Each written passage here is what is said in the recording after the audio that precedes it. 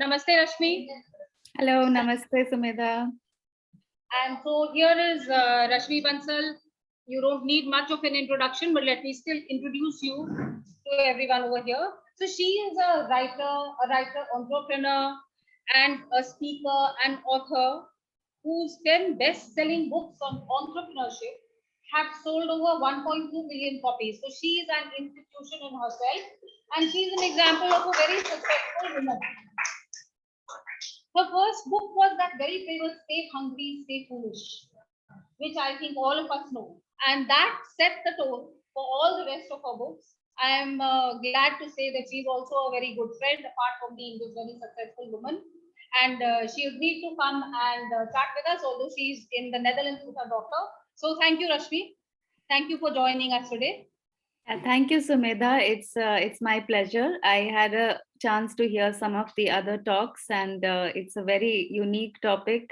So, congratulations on this conference, which I can also call as a startup in itself.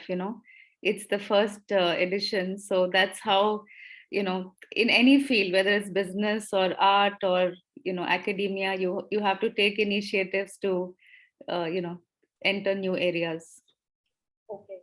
So we are going to have a very kind of freewheeling discussion because we just want to talk about a few things. Rashmi, you've been following the sessions. We have been engaging ourselves with very, very deep issues of philosophy, of religion, of yoga, of Vedant. And I think perhaps our brain cells need a little bit of a rest. So we'll do a kind of light, but still very significant and important chat. The first thing I want to ask you, Rashmi, is that you are an alumni of the Indian Institute of Management, Ahmedabad. You are also a successful writer, entrepreneur. You have written and spoken a lot about management as a field. So can we talk about the way management also suffers from the same problem that we have been discussing for the past 2 days? Wholesale import of Western theories.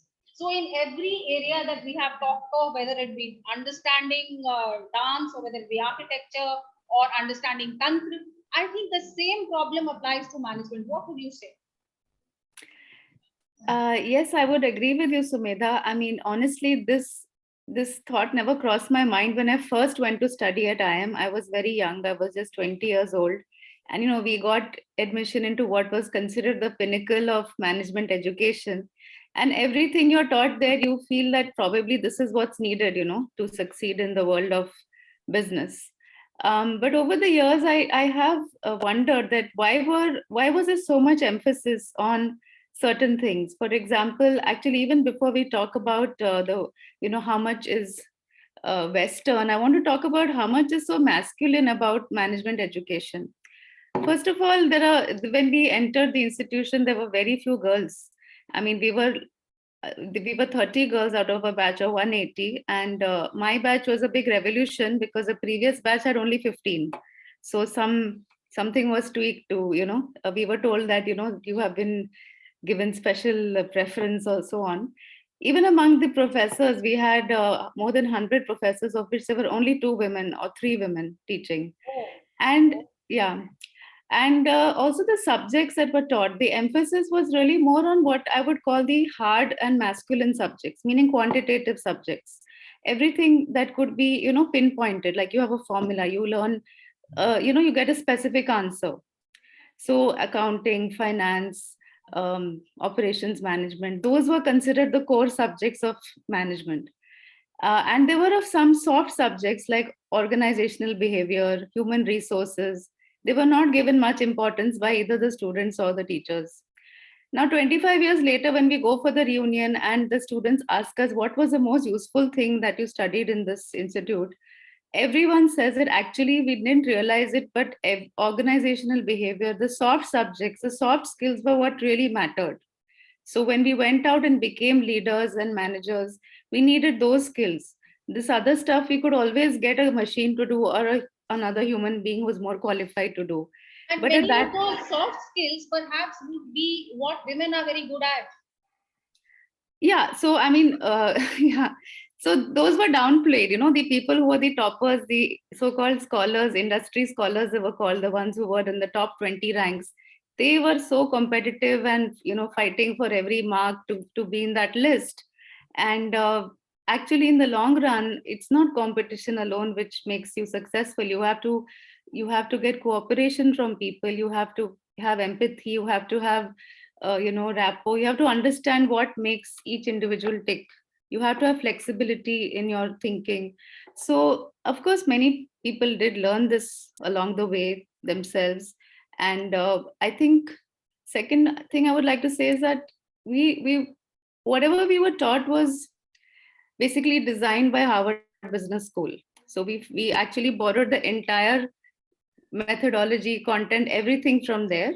Of course, we did have some Indian case studies. We did have Indian companies. We did study about their situations, but it was kind of the entire principles of management are those which have been created in America. So why And was this kind of like the poor man's Harvard in India? It sounds like a very sad thing to me. no, I won't say it's a poor man's Harvard. I mean, in the 60s, when the management education was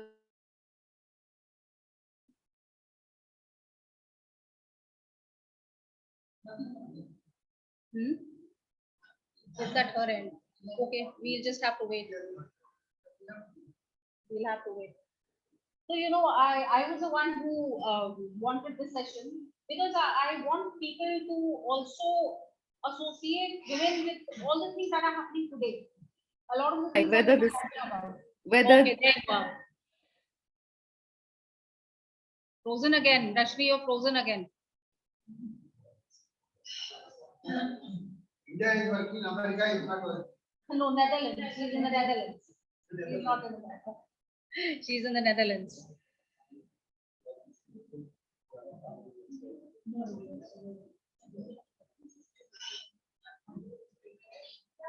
So I am going to. Navy.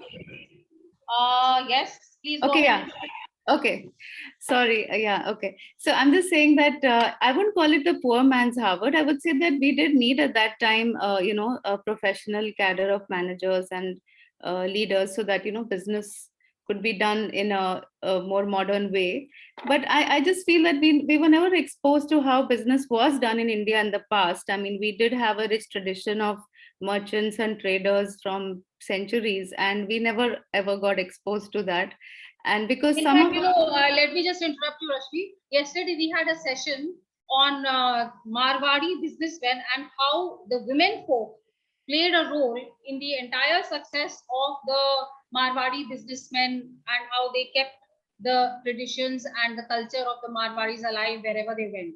So we have been actually talking about those business communities in this conference.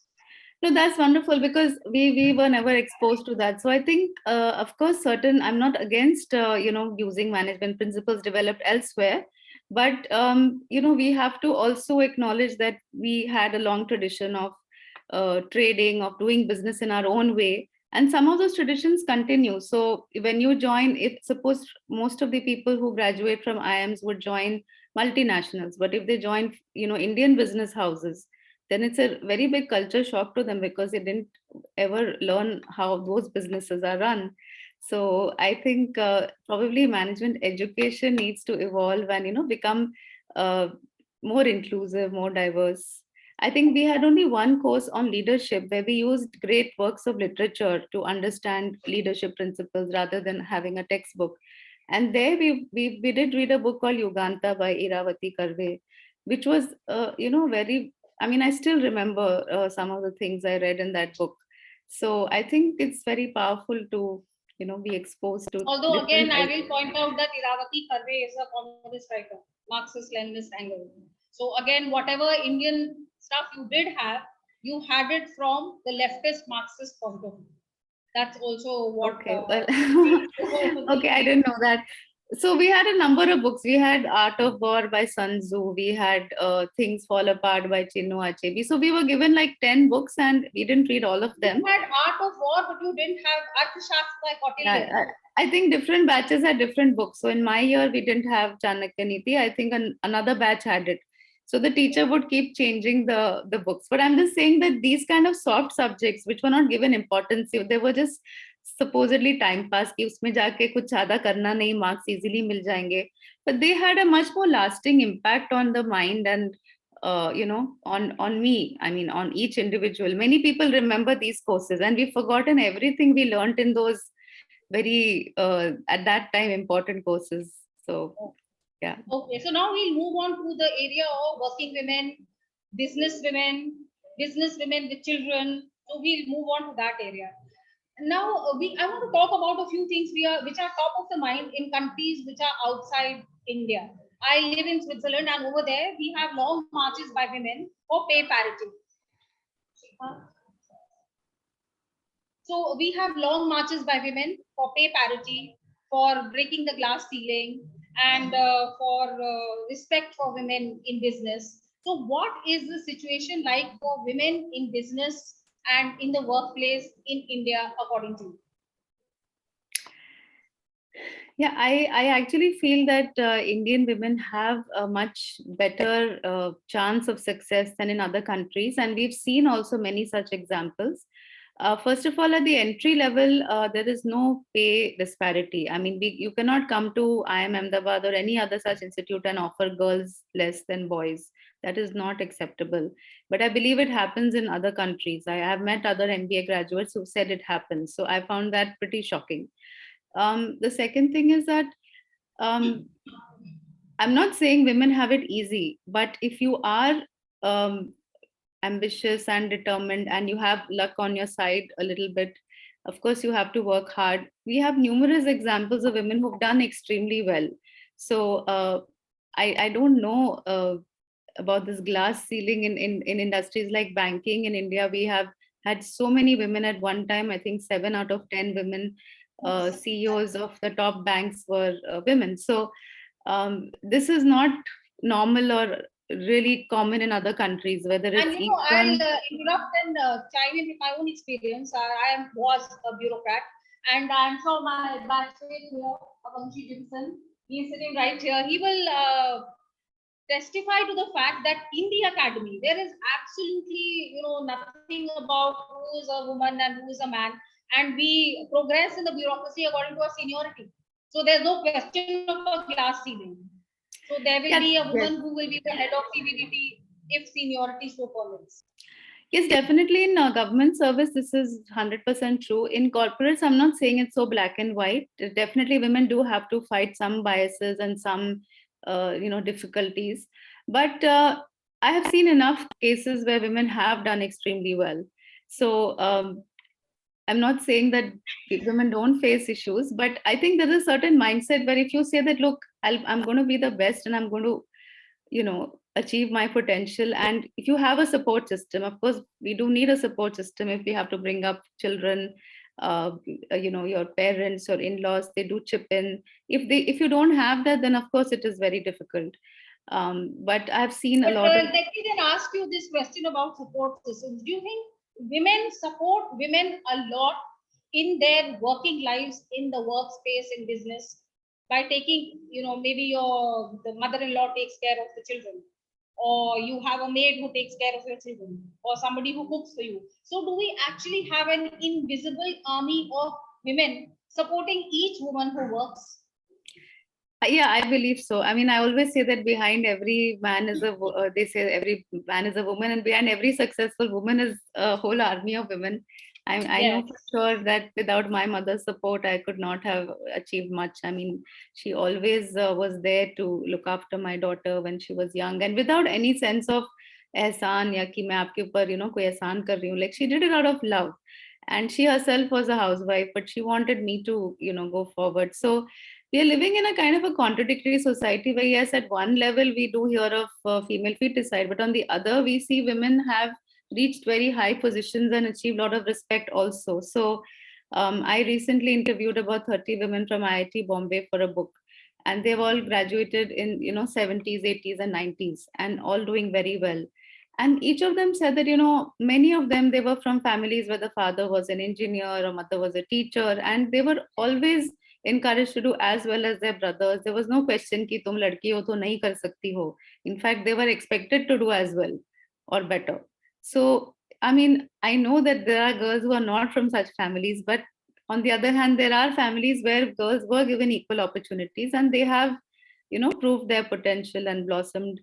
And again, they've had several of them have had very high flying careers, but with the family support, with their mothers, mother-in-laws, going to US, spending 6 months a year there with them.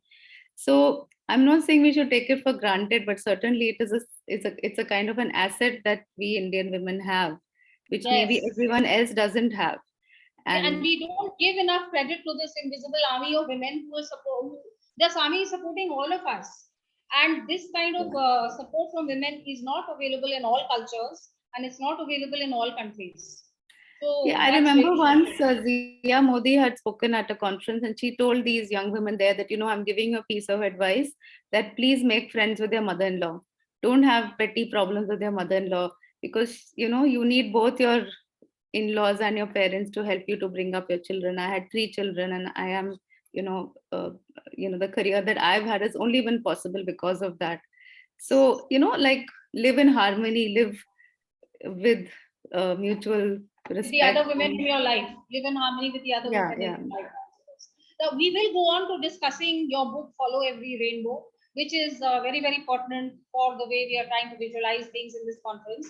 But before that, Rashmi, I would just like you to relate that anecdote, which you have spoken with me about so many times, about the way business women related to you in your interviews and businessmen and how their daily routine goes. I think it's yeah. a very, very telling example of feminine Shakti, of Matre Shakti, of the way women, manage everything 360 degrees. So I really would you Okay. repeat that.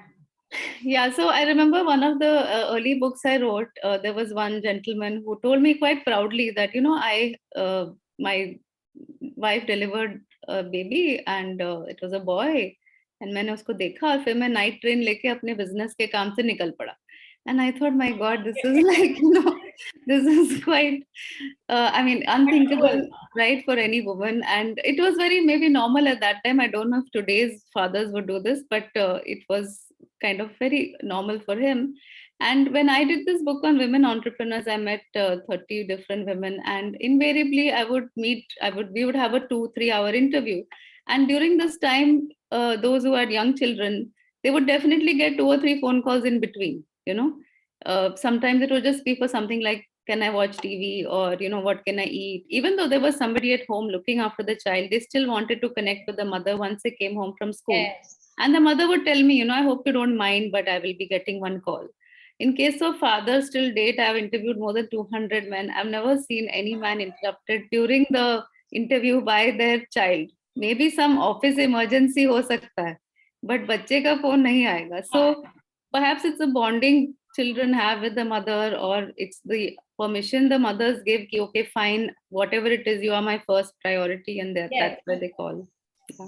Or the fact that women are used to thinking about everything at the same time. Those who are working will think of their personal lives and their work. I'm not sure whether men do that.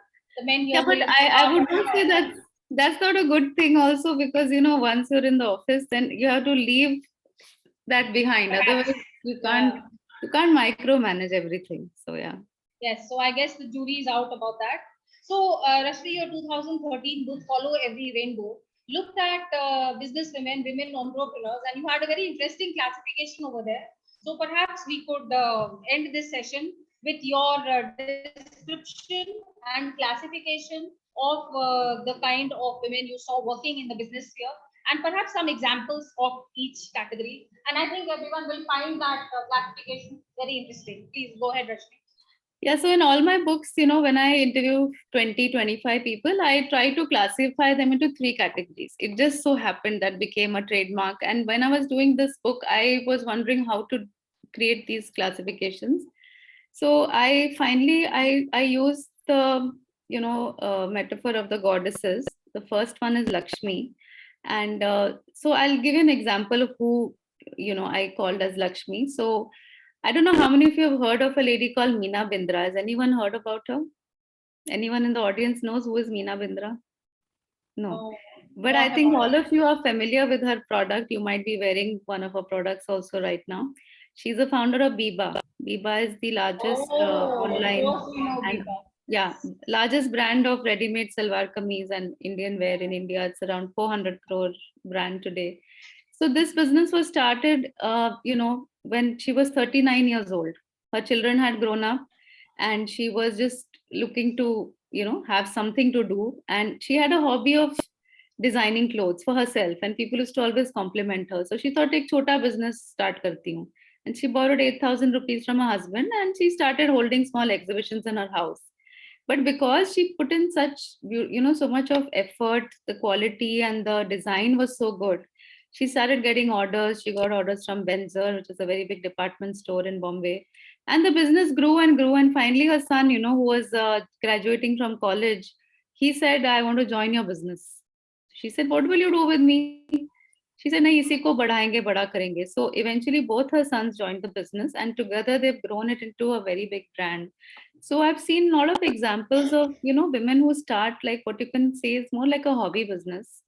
And then because this their quality and their brand, their understanding of the market is so good, they are really the soul behind the company, the product. But then, every entrepreneur needs a team. You need to have finance and marketing and all kinds of things, right? So they co-opt their family into the business. So एक तरह से घर की लक्ष्मी हो जाती है. मतलब she brings wealth into the family. She brings prosperity. And this is really a good strategy, because you see, if the woman is all the time occupied with her business, तो घर का क्या होगा? If the man is away for even 10, 15 days at a time, it's okay. But if you are in your factory 18 hours a day, your family will fall apart. So instead of that, the family comes together and they grow the business together. So there's another company called Cremica, which is quite famous. It's had an IPO. They make, Cremica foods. It started from Ludhiana. So this is one category of women. The second, I found, there are women who didn't exactly want to start a business. Matlab, they were quite happy leading a very sort of normal, ordinary life. Maybe at best they were teaching in a school. But then some calamity fell upon them. Like there was a death in the family, the husband died, or there was a divorce, or the family business fell apart. So the woman had to step up. And I call these women as Durga, because I think all of us have a hidden Shakti within us. And at that time, when the situation became such that I have to do it, they found the power within to do it.